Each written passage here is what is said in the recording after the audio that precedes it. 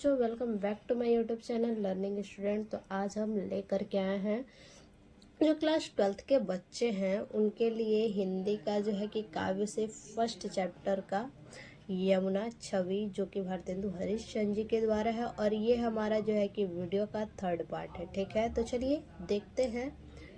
देखिए, मनुजुग पक्ष प्रत्यक्ष होत मिट जात जमुना जल, कै तारागण ठगल लुकत प्रगट शशि अबिकल।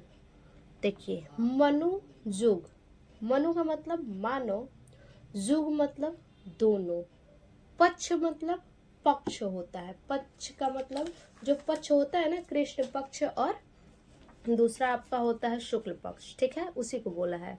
प्रत्यक्ष यानी सामने, होत मतलब होकर, मिट्टी मतलब मिल, जात मतलब जाते हैं, जमुना जल मतलब जमुना के जल में। ठीक है, तो कवि कह रहे हैं कि ऐसा लगता है मानो दोनों पक्ष सामने होकर, मानो दोनों पक्ष सामने होकर, ठीक है, जमुना के जल में मिल जाते हैं।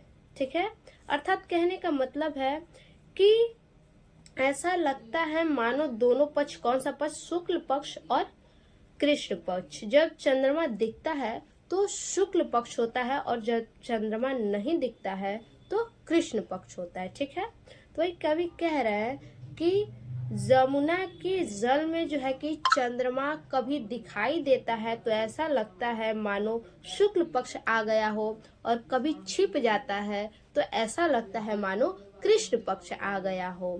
कै तारागण, कै का मतलब अथवा, तारागण का मतलब ताराओं को या फिर नक्षत्रों को, ताराओं का जो नक्षत्र होता है। ठीक है, ठगन मतलब ठगने के लिए, लुकत मतलब छिप जाती हैं या फिर लुका जाती हैं, छिप जाती हैं, प्रगटत मतलब प्रकट, शशि मतलब चंद्रमा, और अविकल मतलब निरंतर, अविकल मतलब निरंतर, या ऐसा प्रतीत हो रहा है। ठीक है, या फिर ऐसा प्रतीत हो रहा है, कवि कह रहे हैं कि ऐसा प्रतीत हो रहा है जैसे ताराओं को ठगने के लिए। ठीक है, जैसे ताराओं को ठगने के लिए, ठीक है, ताराओं को ठगने के लिए चंद्रमा निरंतर प्रकट होता है। ठीक है, चंद्रमा क्या होता है? निरंतर प्रकट होता है।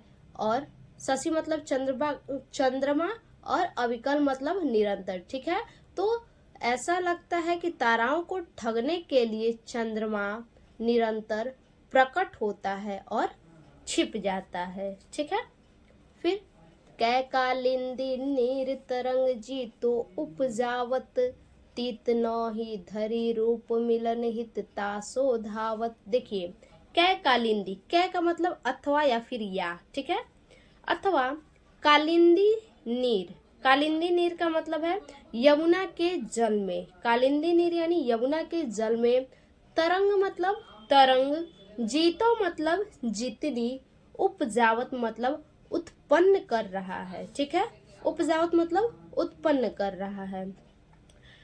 कवि कह रहे हैं कि यमुना के जल में जितनी तरंगे उत्पन्न हो रही हैं, ठीक है, कालिंदी नीर यानी जमुना के जल में, अथवा जमुना के जल में जितनी तरंगे, ठीक है, जितनी तरंगे उत्पन्न हो रही हैं, उप मतलब उत्पन्न, जावत मतलब हो रही है। ठीक है, जितनी तरंगे उत्पन्न हो रही हैं, कवि कह रहे हैं कि यमुना के जल में जितनी तरंगे उत्पन्न हो रही हैं, तितनो, तितनो मतलब उतने ही, धरी मतलब धारण, रूप मतलब रूप, मिलन हित, मिलन हित मतलब मिलने के लिए, ताशु मतलब उससे, धावत मतलब दौड़ रही है। ठीक है, धावत मतलब दौड़ रही है, उतने ही, ठीक है, यमुना के जल में जितनी तरंगे उत्पन्न हो रही हैं उतने ही रूप धारण करके, चंद्रमा जो है कि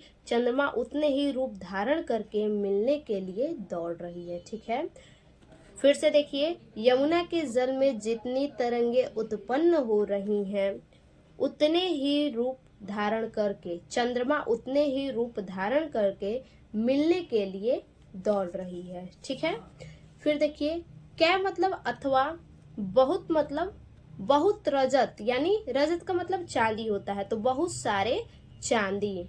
चकई मतलब चकवा चकैया जो होता है, चकवा चकैया के जोड़े जो होते हैं उन्हीं को बोला है। ठीक है, चलत मतलब चलत चलते हैं। कै मतलब अथवा, फुहार, फुहार का मतलब फुहारे।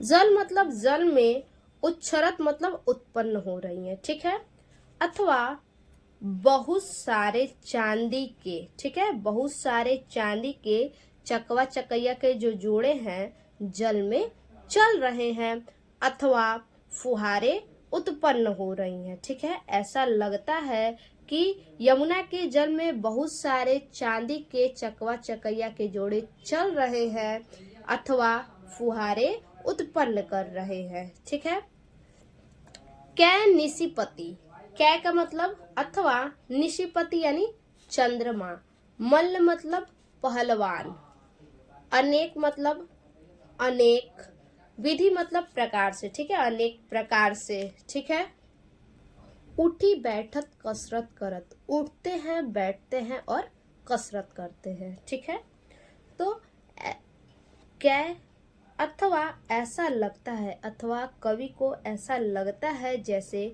चंद्रमा रूपी पहलवान। ठीक है, कवि को ऐसा लगता है जैसे चंद्रमा रूपी पहलवान अनेक प्रकार से, ठीक है, चंद्रमा रूपी जो पहलवान है वो अनेक प्रकार से, अनेक विधि से उठता है, बैठता है और कसरत करता है। ठीक है, तो अब इसका हम जो है कि हैंड रिटन नोट्स देख लेते हैं, संदर्भ सहित इसका व्याख्या, प्रसंग वगैरह सब कुछ। ठीक, देखिए पहला शब्द और आखिरी शब्द लिख लेंगे पैराग्राफ का, इससे पता चलेगा किस पैराग्राफ का हम अर्थ लिखेंगे। ठीक है, संदर्भ है प्रस्तुत पद्यांश हमारी पाठ्य पुस्तक हिंदी के यमुना छवि पाठ से लिया गया है, जिसके कवि भारतेंदु हरिश्चंद्र जी है। ठीक है, अब इसका प्रसंग देख लेते हैं। देखिए प्रसंग है इसका, प्रस्तुत पद्यांश में कवि ने यमुना के जल में चंद्रमा के प्रतिबिंब का अनुपम वर्णन किया है। ठीक है, अब इसके बाद व्याख्या देखते हैं। अब देखिए व्याख्या, कवि कह रहे हैं कि ऐसा लगता है मानो यमुना के जल में दोनों पक्ष कौन कौन से, कृष्ण पक्ष और शुक्ल पक्ष प्रत्यक्ष रूप से, यानी आमने सामने, ठीक है, प्रत्यक्ष रूप से मिल जाते हैं, अर्थात चंद्रमा के अदृश्य होने पर ऐसा लगता है मानो कृष्ण पक्ष आ गया हो, एवं पुनः प्रकट हो जाने पर ऐसा लगता है मानो शुक्ल पक्ष आ गया हो। ठीक है, अब आगे देखिए, कवि को ऐसा प्रतीत होता है जैसे तारागण को ठगने के लिए चंद्रमा निरंतर प्रकट होता है और छिप जाता है, अथवा यमुना के जल में जितनी तरंगे उत्पन्न हो रही हैं चंद्रमा उतने ही रूप धारण करके मिलने के लिए दौड़ रही है।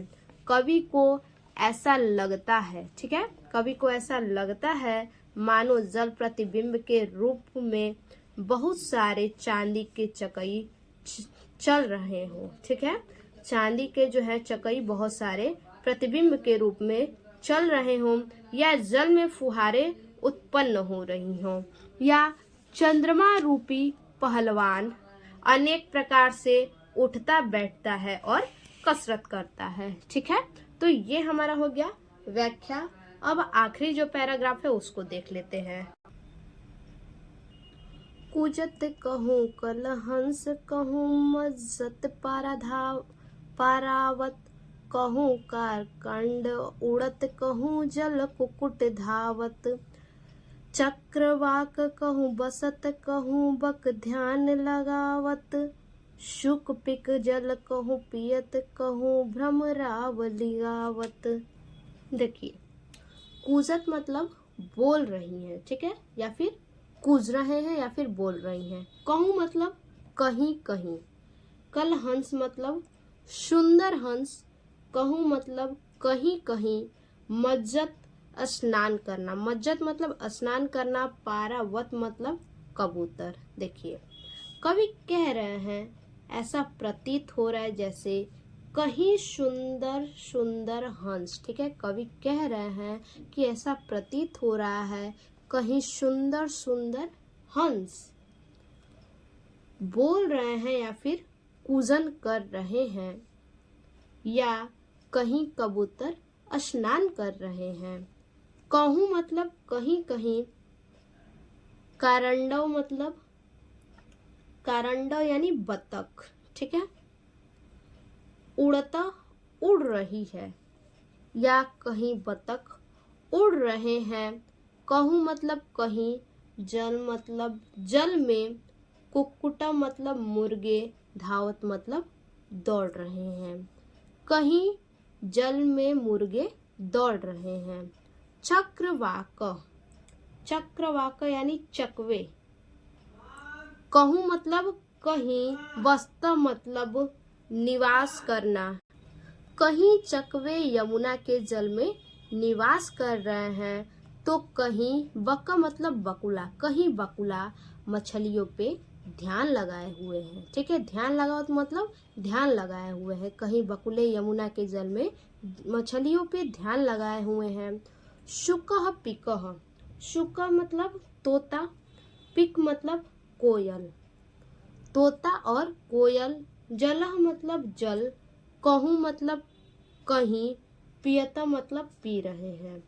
तो कहीं तोता और कोयल जल पी रहे हैं। कहूँ भ्रमरावली गावत, तो कहीं भ्रमरावली यानी भंवरे, कहीं भंवरों की पंक्तियां गा रही है।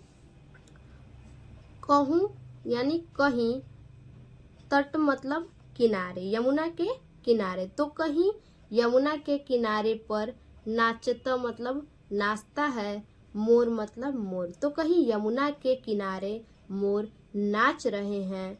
बहुरूरा बहुत सारे शोर। ठीक है, विविध यानी अनेक प्रकार के, पक्षी मतलब पक्षी, करता मतलब करते हैं, तो कहीं बहुत सारे शोर, अनेक प्रकार के पक्षी जो है यमुना के किनारे बहुत सारे पक्षी बहुत सारे शोर कर रहे हैं। जनपान, जनपान मतलब जलपान, नहाना स्नान करके, नहाना करी स्नान करके। सुखा मतलब सुख, भरे तटह, भरे तटह मतलब भरे मतलब सुख भरे, सुख प्राप्त करके। तटह शोभा यानी तट की शोभा देखकर। सब जिया धरत, सब जिया धरत मतलब सब अपने हृदय में तट की शोभा को धारण करते हैं।